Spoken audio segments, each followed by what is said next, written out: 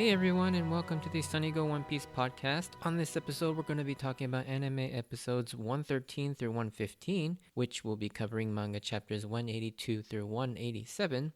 And we get into our first real fight of the arc. This is what we've been all waiting for, a crew battle on the scale of Arlong Park, where each member gets to fight a member of the opposing enemy crew. And it's these moments that I live for in the series, these huge scale team efforts. But this is Arlong Park pretty much on steroids, as the stakes are way bigger, the enemies are way stronger, and there's also a ticking time clock. And you really can't get much better than this. So let's get right into it. So the synopsis, picking up from the cliffhanger, Mr. 2 is in pursuit of Vivi while Karu is desperately trying to get Vivi to safety after sustaining multiple wounds. Karu is downed when Sanji and the other Karugamo ducks come to their rescue in the nick of time, with Sanji now taking on Mr. 2 and Vivi resolving to get to the palace to stop the fighting. We return to the action with Chopper and Usopp, who are in the midst of fighting Mr. 4 and Miss Merry Christmas. So as far as the differences go, there really aren't any differences here. In fact, I was actually surprised that they kept even a lot of the graphic violence and the blood of the Usopp and Chopper fight versus Mr. 4 and Miss Merry Christmas. And I'm glad they did, because it's an important part to see how much of a beating Usopp takes here. And even after all that, he's still willing to get back and fight for Luffy's dream, and the fact that he's willing to fight because they laughed at his dream. And I think that is important to see how much Usopp actually takes while still having the courage to stand back up and fight. So yeah, let's get into the episodes. So Sanji rushes off to save Vivi while Usopp joins Chopper to help him fight off Miss Merry Christmas and Mr. 4. As we get back to Vivi from the last episode with no one to help her and Mr. 2 bearing down, Karu gets up and carries Vivi the heck out of there with everything he's got left. It's a testament to Oda to get us to really feel for Karu at this point, who was at first pretty much just a pet, but by this point, not only is he his own character, but a full member or a nakama of the Straw Hat Pirates, and in his brief flashback, it's something he takes enormous pride in. So it's really cool, but also incredibly heartbreaking to see him so desperate to save Vivi, and even after scaling that huge cliff, he has to get through the battlefield, but is then wounded by a stray bullet. But even then, he still stays on his feet long enough to get Vivi beyond the fighting, but finally collapses due to his injuries. With nothing left, Karu desperately tries to get Vivi to leave him, but she can't bring herself to abandon her best friend. And I don't know about you, but this whole sequence was incredibly compelling to me. I mean, Karu here is just so heroic, and it's just such a desperate situation that you almost believe that Karu might actually not make it, whether due to succumbing to his wounds or to Mr. 2. And just when Mr. 2 is about to reach them, Karu screams for Vivi to get out of there and run. And then Vivi screams to stop. And all of a sudden we get this cathartic hype moment just in the nick of time. And we see two ducks, Cowboy and Ivan X, and that's their names. It's never actually said, but you can look it up. They show up out of nowhere to kick Mr. 2 away from Karu and Vivi. Epically, Sanji makes it in time to help with his signature jazz theme playing, challenging Mr. 2. It's all so awesome. These moments, I swear, can only be done in a comic book property, whether it be an American or Japanese, and their anime or movie adaptations.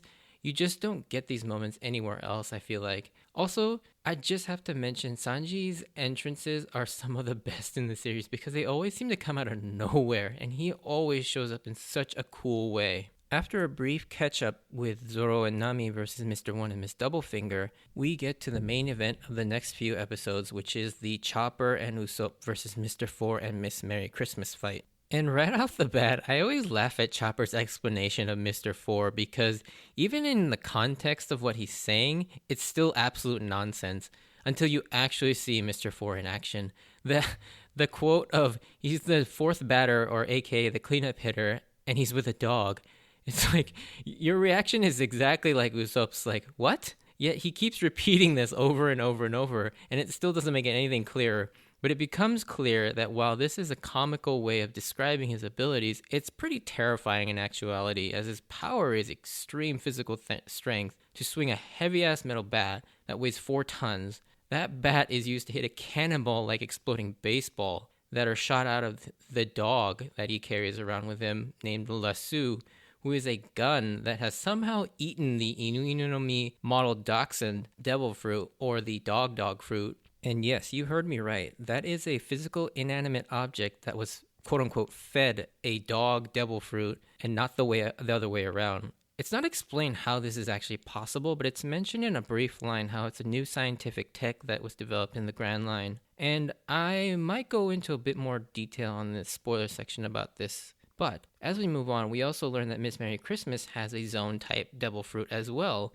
She has eaten the Mogu Mogu no Mi, or the Mole Mole fruit. And Mogu is just short for mole in Japanese, which is Mogura, or Moguru is to also dig or burrow, which is what a mole does. I love Usopp's initial reaction to her, thinking she's already turned into a mole even before she's actually transformed. And then once she does actually transform, he's like, penguin? Although one thing here in this early part of the fight, I gotta admit, even as a big Usopp fan myself, Usopp was pretty insufferable here in the first half of this fight. Even though he's hilarious, he's mostly trying to run away and being an extreme coward, almost to the point of abandoning Chopper a couple times, even though Chopper is doing his best to do his part to defeat Mr. Four, while also saving Usopp's ass several times. However, Usopp does get a few moments, and obviously he gets his big redeeming moment, which is actually set up really well because of how annoying he is here in the beginning. But we'll obviously get to that a little bit later. But before that, let's not forget that this is Chopper's first real fight as a Straw Hat member against an opponent that he is clearly outmatched by at first. It's really cool to see Chopper's ability flexed here in really creative ways, like how he uses his different forms to his advantages, like using his speed and walk point or shrinking down to his brain point to avoid Mr. Four's attack while being grabbed by Miss Merry Christmas. I mean, all that stuff is really funny, but also really cool. I also really like that because he's changing forms so often, even in mid-sentence, you really get to see how Ikue Ootani subtly changes her inflection and tone of voice depending on the form Chopper is in. It's really high-pitched and cheerful when he's in his small hybrid form. Then it becomes deeper and aggressive when he swaps to his heavy point form. It's pretty cool, actually. And it's not something I actually notice very often, but it's really fun to hear that when you actually see them switch really quickly. Getting back to Usopp, Oda does manage to give Usopp an upbeat here as he has one of his most iconic attack moments, the Usopp Pound, an upgrade from his Usopp Hammer from Arlong Park. He now uses an oversized 5-ton quote-unquote hammer. I mean, he uses it to knock out Mr. Four and proceeds to give an epic speech, how people call him the Dynast of Destruction, and pose before triumphantly declaring for Chopper, who's completely caught up in the fandom of this name and the fact that he just calls himself Captain Usopp just all really proudly, even though he's not really done anything yet. Then he proceeds to play whack-a-mole with Miss Merry Christmas as we get a callback joke to Arlong Park again when he fights Chew. He does the hammer, hammer, hammer, but this time he does pound, pound, pound. And then all of a sudden you hear the Usopp rubber band making its random appearance again as he's going pound, pound, pound, pound, and then it's Usopp Wagom in the middle of that. So that's a nice callback to the Arlong Park fight. Mr. Four, after much delayed reaction, regains consciousness and turns out he's unscathed, but it just took him forever to respond to the hit because of just how slow he is in general. From here, the tone of the battle shifts, and Usopp and Chopper are on the defensive as Miss Merry Christmas is pissed at Usopp and goes after him hard. Usopp's absurd flexibility in jumping away with his upper body folded past his crotch as Miss Merry Christmas attacks him.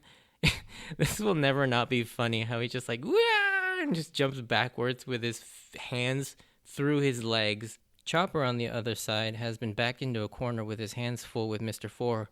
Becoming desperate, he uses his Rumble Ball in a last-ditch effort to find their weakness, betting it all on the 3 minutes that his Rumble Ball will be active for. One thing I love here is that while Chopper has only been with the crew, and specifically with Usopp for a couple weeks at this point, he's still built up enough of a bond to trust that Usopp will be okay even when he's getting his ass handed to him. And he's running away like a scared chicken. So I also think this has to do with the fact that Chopper kind of idolizes the other crew members and looks up to them. So I think he believes Usopp is stronger than he really is. And that's not a knock on Chopper. I mean, he's definitely the youngest, and he's still kind of a child, really. He's like 15 at this point, while Usopp and most of the other crew are at least 19 and older. So they've got a considerable age gap between them, and so it makes sense that Chopper would actually idolize the older members of the crew.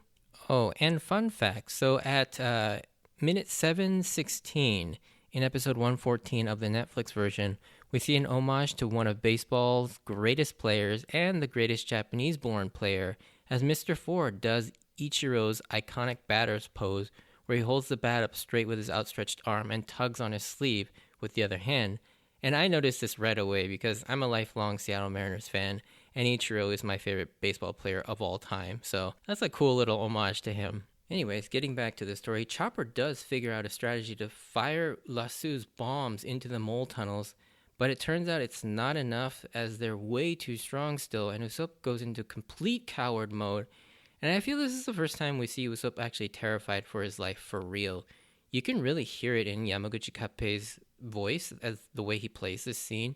This whole scene is done so well because while it does frustrate you to no end how cowardly Usopp reacts here, leaving Chopper behind and just running, it sets him an incredible, if not one of the most iconic Usopp moments so well. As soon as he hears Miss Merry Christmas mention Luffy lost a crocodile and makes fun of Luffy and his dreams, something switches inside Usopp and he gets this change in demeanor.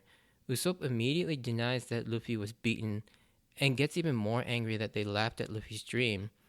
Like that famous Joker quote in The Dark Knight, when the chips are down, people really show you what kind of person they are. That's not the exact quote, that's just paraphrase.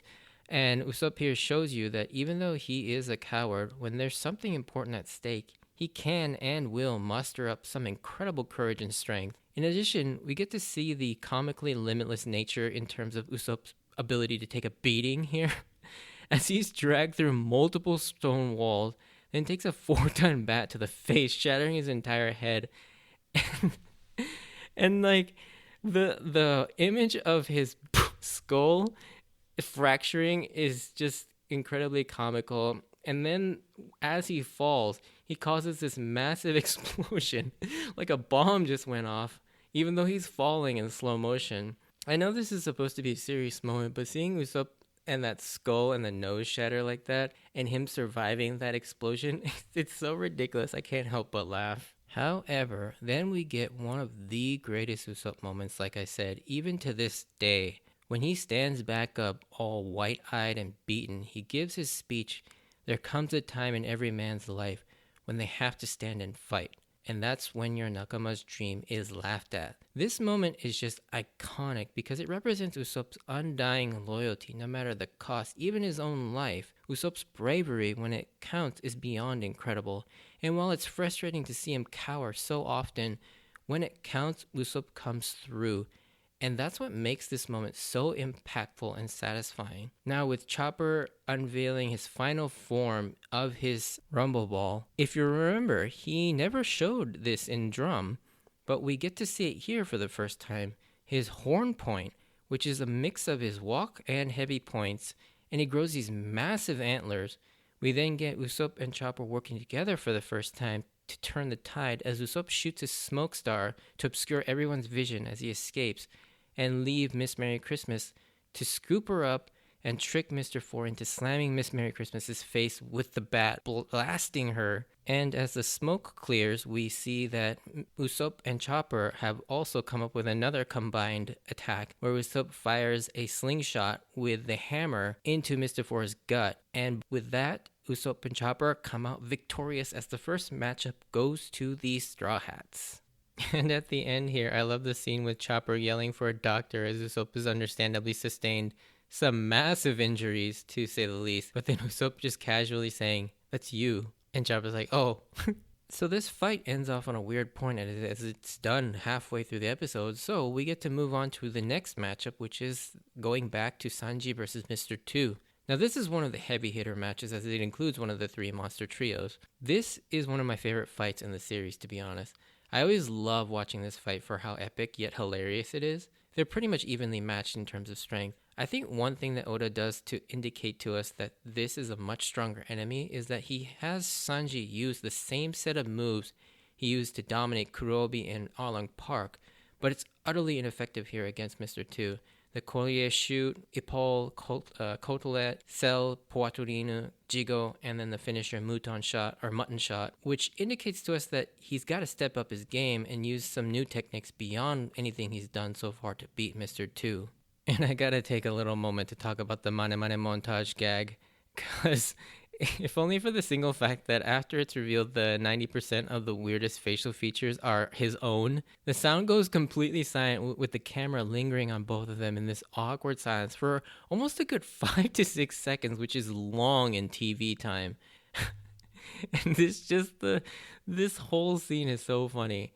However, the fight cuts away, but not before Mr. 2 does figure out Sanji's weakness to women by transforming into Nami, and Sanji doesn't do a very good job of keeping his poker face, because every time he changes into Nami, he just immediately goes into the lovey-dovey mode with the heart eyes and just yelling, Meroring, Meroring, and then going back to the straight face over and over. And I love Mr. 2's like, Wakariyasu, mecha wakariyasu. But before the episode actually ends, we quickly cut back to Vivi showing the same resolve and understanding of her people's will as her father, Cobra, does. And even with Cobra missing, Vivi comes to the same conclusion that a country is not its palace or its structures, it's about its people. And Vivi asks Chaka to destroy the palace to interrupt the fighting and show the people the royal army is no longer willing to fight. Of course, Chaka, remembering this similar conversation from earlier with Cobra, he agrees, and the episode ends there. So yeah, all 3 of these episodes and from here on out are still really action-packed. Before I end this podcast, I want to give a warning about opening 3. So Hikarie is about to premiere on the next episode, in episode 116. And if you want to avoid a major spoiler, I'd avoid watching the new opening theme, Hikarie, until about episode 131. And this is a huge spoiler, and it's totally up to you, but it's really such a big twist that I don't really want to rob people of that reveal when it actually comes up in the story. And I have no idea why they threw this opening in so soon. They could have just waited, to be honest. But yeah, this has a major spoiler. And so if you do not want any spoilers, I would definitely avoid the new opening theme from episodes 116 to 131.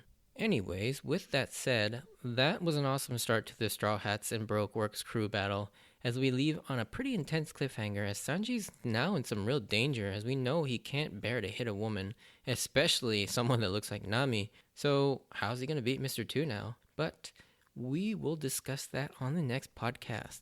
Anyways, if you enjoyed this, send me a like or a comment, and if you want to join me on this journey of rewatching One Piece, please consider subscribing. Check out my Instagram and Twitter account at SunnyGo Podcast for updates of new episode postings and some pictures.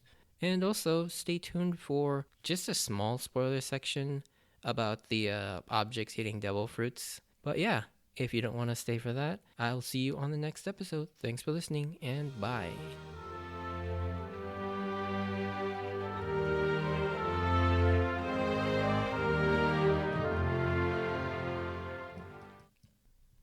Okay, so spoiler section, nothing too really big. I just really wanted to kind of give a little bit more discussion about the objects eating devil fruits. Now, we've seen a few in the series, I think. By my knowledge, I think there's only about 4. So we have Lasso, and then we get Spandam's sword, Funkfried, who has the elephant fruit. And then we have that weird concoction from Caesar in Punk Hazard, where the slime, Smiley, he is infused with some sort of a devil fruit as well. And then, I think this is a really minor one, but I'm pretty sure there was one in Wano, in the new Wano. He's like a teapot or something with like a raccoon fruit, if I remember correctly. But I think those are the only 4 that exist. But yeah, it's never really... We know that Dr. Vegapunk is introduced, and he is sort of this overall mad scientist character that's been doing all this experimentation with devil fruits, like creating artificial ones, you know, with Momonosuke eating the devil fruits, and he also has all the upgrades that Frankie eventually kind of learns from.